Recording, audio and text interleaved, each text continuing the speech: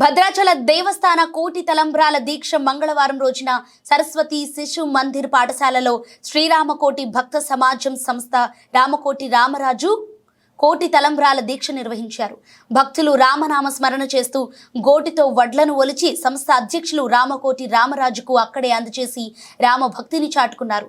ఈ సందర్భంగా సరస్వతి శిశు మందిర్ ప్రిన్సిపల్ హరినా పవన్ మాట్లాడుతూ, మమ్మల్ని కూడా భాగస్వాములను చేయటం, తమచే తలంబ్రాల కార్యక్రమంలో పాల్గొనేలా చేసి కళ్యాణ రామునికి మన ప్రాంతం నుంచి భద్రాచల దేవస్థాన కళ్యాణానికి తలంబ్రాలు వెళ్లటం అనేది ఎంతో భక్తితో కూడుకున్న విషయమన్నారు. ఏమీ ఆశించకుండా రామకోటి రామరాజు చేస్తున్న ఆధ్యాత్మిక కృషి అమోఘమని కొనియాడారు. రాముడు కళ్యాణకారకుడని అందరికీ తెలిసినటువంటి విషయమే. ఆ కళ్యాణ రాముడి తలంబ్రాలని గోటి తలంబ్రాలుగా ఒలవడం మనందరికీ ఆనవాయితీగా వస్తున్నటువంటి తెలంగాణ సాంప్రదాయం అయిపోయింది. అంతేకాకుండా గజ్వేల్కే ప్రసిద్ధిగాంచినటువంటి రామకోటి రామరాజు గారి ఆధ్వర్యంలో భద్రాచల కోటి తలంబ్రాల కార్యక్రమాన్ని ఇవాళ మా సరస్వతి శిశు మందిర్ పాఠశాల ప్రాంగణంలో మాతృమూర్తులు అందరి చేత ఒలిపించబడటం మా అదృష్టంగా భావిస్తున్నాం.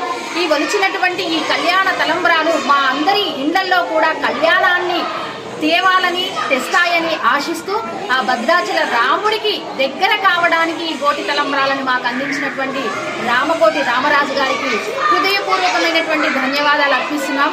ఒక బృహత్తర కార్యక్రమం చేయాలి అంటే ఎవరైనా స్వార్థం చూసుకుంటారు.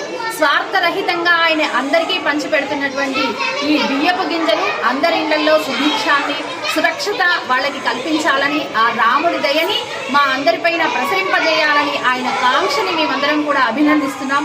ఆయనకి ఎన్నిసార్లు ధన్యవాదాలు చెప్పినా తక్కువే. ఎందుకంటే లోకానికి ఉపకారం చేయడానికి ఇలాంటి కారణ జన్మలు పుడతారు.